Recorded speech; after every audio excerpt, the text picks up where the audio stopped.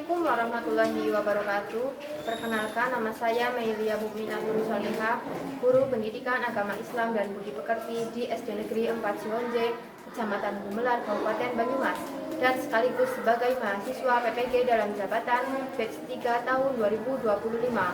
Program studi pendidikan agama Islam di LPTK UIN Profesor Kiai Haji Saifuddin Zuhri Purwokerto dengan nomor induk mahasiswa 2541104081147. Pada hari ini, Selasa, 7 Oktober 2025, saya akan melaksanakan ujian kinerja praktik pembelajaran di SD Negeri 4 Cionje pada kelas 6 dengan tema hukum halal dan haram. Assalamualaikum warahmatullahi wabarakatuh. Assalamualaikum warahmatullahi wabarakatuh.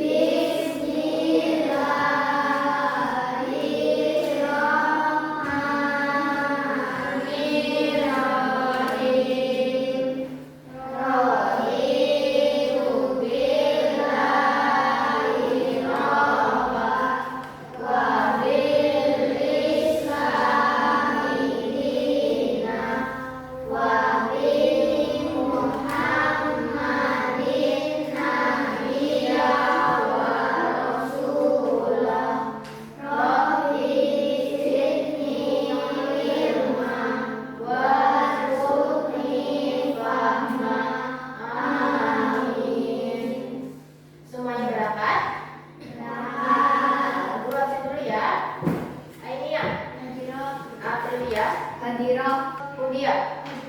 Ya, alhamdulillah semuanya berangkat. Sebelum memulai pembelajaran, ya, marilah kita menyanyikan lagu wajib nasional dulu.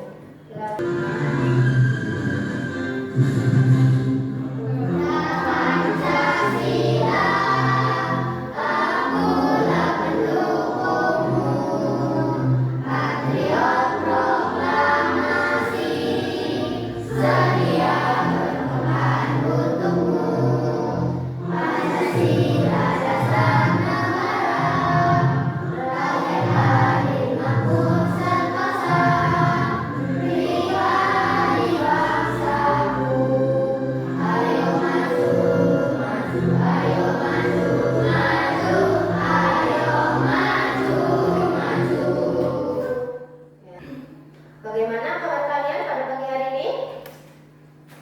Alhamdulillah sehat. Luar biasa. Sudah sarapan?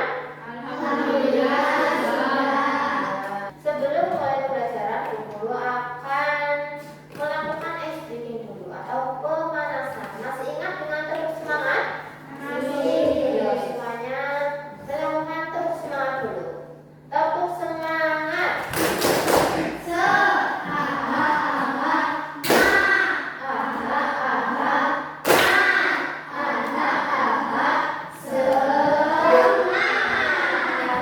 Kalian masih ingat dengan kesepakatan kelas kita di minggu lalu bahwa ketika ibu guru menerangkan kalian harus mendengarkan dan memperhatikan. Lanjut, perasaan kalian pada pagi hari ini bagaimana? Bahagia luar biasa. Allahu Akbar. Alhamdulillah bahagia ya. Nah, selanjutnya Bu Guru akan menanyakan sebuah tujuan pembelajaran. Kali ini yang akan membahas hukum halal dan haram. Yang pertama adalah menjelaskan definisi halal dan haram. Yang kedua menyebutkan dasar hukum halal dan haram. Yang ketiga menjelaskan sebab-sebab halal dan haram. Dan yang keempat adalah menerapkan ketentuan halal dan haram dalam kehidupan sehari-hari. Selanjutnya Bu Guru akan menayangkan video pembelajaran. Silakan kalian amati. Nanti kalau ada yang tidak tahu atau ada yang masih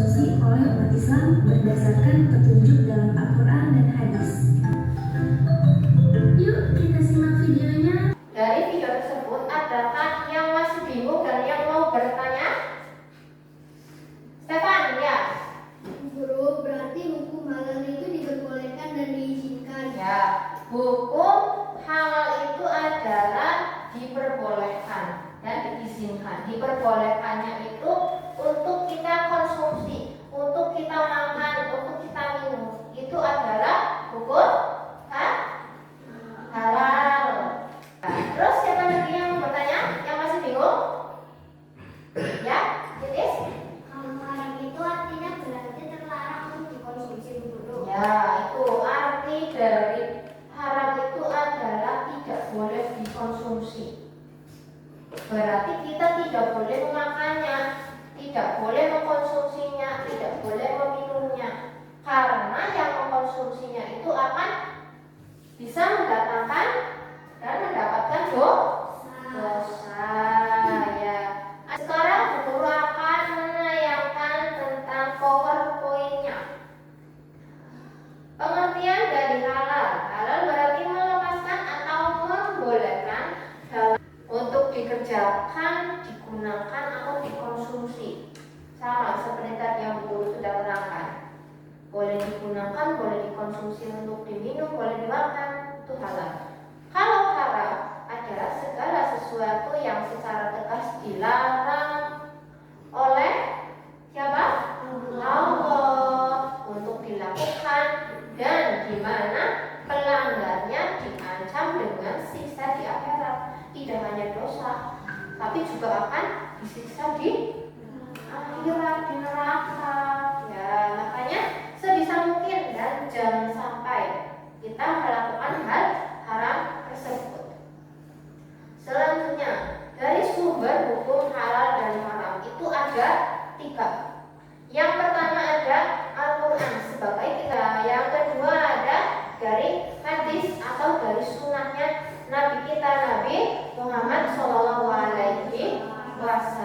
Dan yang ketiga, sumber hukum halal dan haram yang ketiga ada ijtihad. Ya, sebab-sebab halal dan haram sebabnya itu ada banyak juga. Ada 3. Sebab yang pertama itu dari zat asalnya. Nah, bisa dari zat asal yang bangkai, terus dari darah, dari babi. Nah, yang kedua yaitu perbuatan dan sikap yang sifatnya buruk, jahat. Ketiga adalah dari prosesnya. Sesuatu yang dari prosesnya itu tidak baik, tidak betul, itu bisa dikatakan haramnya. Halal dan haramnya itu bisa disebabkan oleh prosesnya. Proses pembuatan, pengerjaan. Selanjutnya, penerapan hukum halal dan haram. Itu ada 3 juga sama. Yang pertama dari penerapan dalam sikap. Contohnya itu menghabiskan nasi dan tidak membuangnya karena sifat mubazir. Coba, siapa yang kalau makan nasinya gak habis terus dibuang? Itu masuk dalam penerapan hukum halal dan haram kita dalam sikapnya kamu ketika makan, ketika mempunyai sesuatu itu tidak sampai habis. Yang kedua, penerapan dalam perilaku. Nih, menerapkan perilaku yang mencerminkan perilaku baik dan menjauhi perilaku yang buruk atau diharamkan. Perilaku buruk ini, contohnya itu ada gambar mbak-mbak membuang sampah di tempatnya. Itu masuk juga dalam penerapan hukum halal dan haram. Misalnya membuang sampah ke tempatnya, karena membuang sampah sembarangan akan merugikan orang lain. Betul enggak? Betul. Makanya kalau membuang sampah itu pada tempatnya, bukan sembarangan. Di Jogja sampahnya buang di lingkungan sekolah, itu nggak boleh. Itu namanya kita tidak menerapkan hukum halal dan haram. Terus yang ketiga, penerapan dalam konsumsi. Nah, ini ada mbak-mbak lagi makan apa? Makan banyak ya. Ada burger, ada semacamnya lah. Penerapan dalam konsumsi itu adalah membiasakan dalam kehidupan sehari-hari mengkonsumsi makanan dan minuman halal dan menjaga diri dari mengkonsumsi mengkonsumsi makanan yang diharamkan oleh syariat Islam. Jadi ketika kamu makan itu harus hati-hati. Kira-kira makanan itu halal atau enggak? Ya, kita kira-kira jajanan yang kamu makan halal atau enggak? Biasanya kalau di jajanan itu kan ada label tulisan halal. Kamu pernah lihat di jajanan? Nah, itu kalau jajan itu dilihat, oh ini boleh dikonsumsi, oh ini boleh dimakan, oh ini boleh kita minum. Terus ada contoh makanan dan minuman yang halal dari hewan ternak. Ya, hewan ternak ini berarti yang halal itu apa saja? Hasil laut, terus sayuran, buah-buahan, dan minuman yang tidak memabukkan itu halal semuanya. Terus kalau dari haram apa saja? Coba cepat. Darah. Terus hewan yang disembelih tidak atas nama Allah. Hewan yang disembelih tapi dengan tidak disertai dengan doanya, itu nggak sah, itu haram. Dan minuman yang memabukkan atau khamr. Nah, perbuatan yang halal, mencari nafkah dengan baik. Mencari nafkah itu mencari rezeki, mencari uang, ya, dengan baik, dengan bekerja, terus sedekah dan perbuatan baik lainnya. Sedangkan dari haram, perbuatan haram itu ada apa, Riz? Mencuri, berzina, berjudi, riba, dan segala perbuatan maksiat. Itu adalah contoh makanan dan minuman halal. Selanjutnya ada hikmah hukum halal dan haram. Yang pertama, menjaga kesehatan fisik dan mental. Yang kedua, meningkatkan ketaatan dan ketakwaan. Yang ketiga, membersihkan jiwa. Yang keempat, mendapatkan keberkahan hidup. Dan kesimpulan dari materi ini adalah hukum halal dan haram adalah pedoman hidup yang esensial bagi umat Islam. Dengan memahami dan menerapkan secara konsisten, seorang muslim tidak hanya akan memperoleh keberkahan dalam hidupnya, tetapi juga menjaga kesehatan fisik dan spiritual dengan petunjuk dari Allah. Jadi, kita sebagai seorang muslim itu harus mempunyai pedoman, ya, mempunyai pedoman agar kita bisa mengkonsumsi mana yang halal, mana yang haram, ya. Agar apa? Agar apa yang kita konsumsi itu bisa bermanfaat dan apa yang kita konsumsi itu benar-benar atas perintah Allah. Begitu. Selanjutnya, guru akan membagi kalian menjadi beberapa kelompok. Jadi di sini setelah Bu Guru menayangkan PowerPoint penjelasan tentang materi halal dan haram, Bu Guru akan memberikan sebuah LKPD nanti ya. Sekarang Bu Guru bagi kalian menjadi 3 kelompok dulu. Kelompok 1, Titis, April, Stefan, sama Rosid. Kelompok 2, Rosa, Rizky, Renaldi, dan Valen.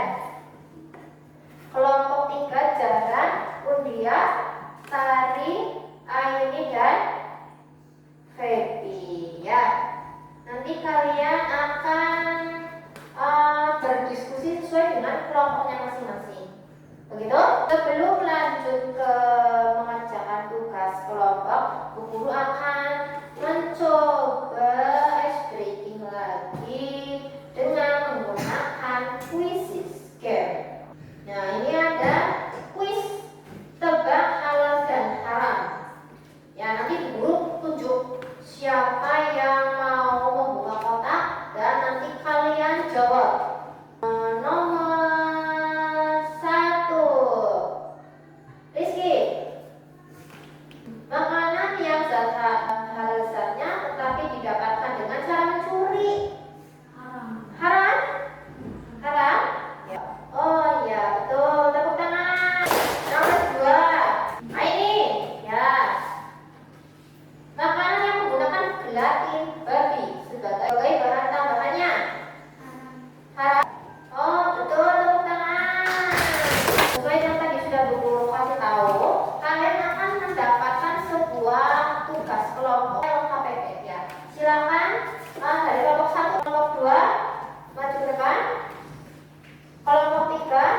juga. Sebelum kamu mengerjakan, silahkan nanti di situ kamu bagi nama kelompoknya. Kelompok di situ ada pertanyaan. Yang pertama ada definisi khusus halal. Kamu tulis jawabannya di dalam kotak. Itu tugas yang pertama. Kerja yang kedua ada jenis-jenis makanan halal dan haram. Ada burger sapi dan sejenis lainnya. Silahkan nanti kalau yang jawaban halal dikasih warna merah, atau kalau haram ya dikasih warna pink juga. Begitu?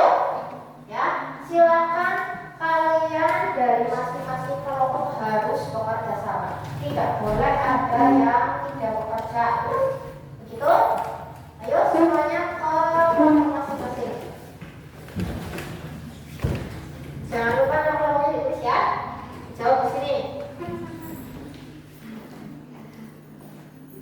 Kelompok 2 bisa? Ya, dijawab di kotak-kotak ini ya.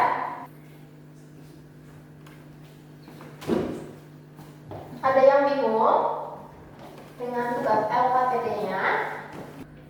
Sudah selesai? Ya. Nanti dari masing-masing kelompok mempresentasikan hasilnya di depan ya. Dari kelompok 1, silakan semuanya masuk depan. Nanti kalau ada yang belum paham, ada yang mau bertanya, silakan bertanya dan angkat tangan ya. Dari kelompok 1 akan mempresentasikan hasil diskusi kami. 1. Definisi khusus halal. Halal berarti melepaskan atau membolehkan. Halal adalah segala sesuatu yang diizinkan Allah Subhanahu wa Ta'ala untuk dikerjakan, digunakan atau dikonsumsi. 2. Definisi khusus haram. Haram adalah segala sesuatu yang secara tegas dilarang oleh Allah Subhanahu wa Ta'ala untuk dilakukan. Silakan dari teman-temannya ada yang mau bertanya? Ini? Berarti hukum halal adalah sesuatu yang diperbolehkan atau diizinkan oleh Allah untuk dikonsumsi. Ya, betul. Berarti hukum halal itu adalah sesuatu yang diperbolehkan untuk dikonsumsi oleh siapa? Oleh kita, boleh dimakan dan boleh diminum. Nomor 1. Assalamualaikum warahmatullahi wabarakatuh. Waalaikumsalam warahmatullahi wabarakatuh. Perkenalkan kami dari kelompok 2. Contoh haram karena zat asal. Ya, contohnya apa saja dari zat asal? Bangkai, darah, dan babi. Terus Contoh haram karena sifat asal. apa saja? Ketika makan nasi tidak habis semua hal yang berasal atau mengandung unsur babi. Itu adalah penjelasan dari kelompok 2. Ada yang tidak.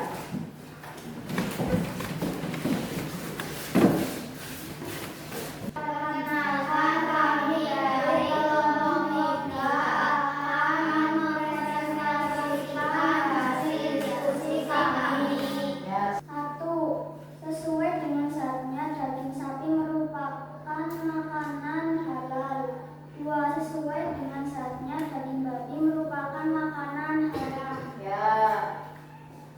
3. Sesuai dengan zatnya, sayur bayam merupakan makanan halal. Sesuai dengan zatnya, buah sawah merupakan makanan halal. Ya. Beri tepuk tangan untuk kelompok 3. Ada yang masih dibingungkan tentang halal dan haram? Baik dari tadi pengertian halal, yaitu adalah makanan yang boleh dikonsumsi, boleh diminum ya. Terus dari haram yang tidak boleh dikonsumsi karena akan mendatangkan dosa.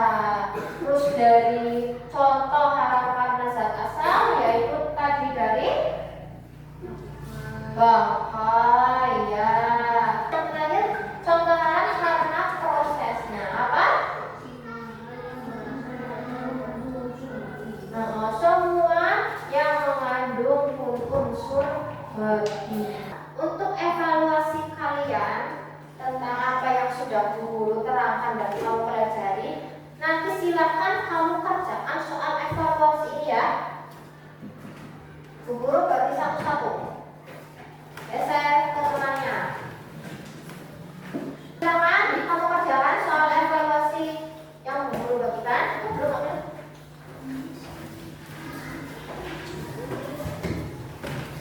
Itu adalah sebagai bentuk evaluasi yang sudah Bu Guru terangkan. Apakah kalian bisa memahami atau tidak? Jangan lupa dikasih nama dulu ya. Sudah? Hubungan? Jangan lupa dikasih nama ya. Nah, tadi yang sudah Bu Guru terangkan tentang materi halal dan haram ya, semoga kamu mengingatnya dan mengaplikasikannya dalam kehidupan sehari-hari, baik yang halal dimakan atau haram dimakan ya. Jangan sampai lupa.